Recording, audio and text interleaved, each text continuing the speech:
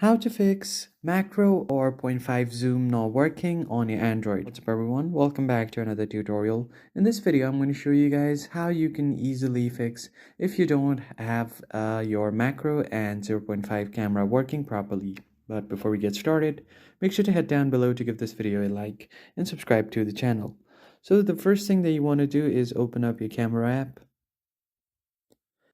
And once you open up your camera, the first thing that you want to do is quickly switch between your 1x and 0.5x quickly to see if that works.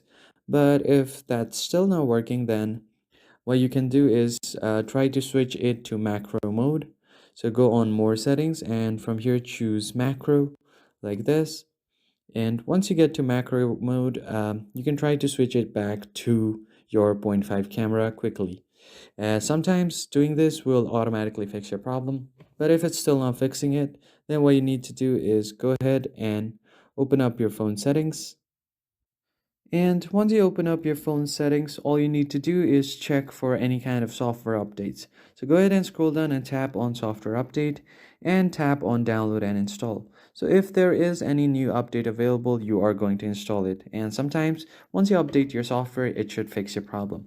But even if that does not fixes it, then go ahead and install this application on your computer or your device.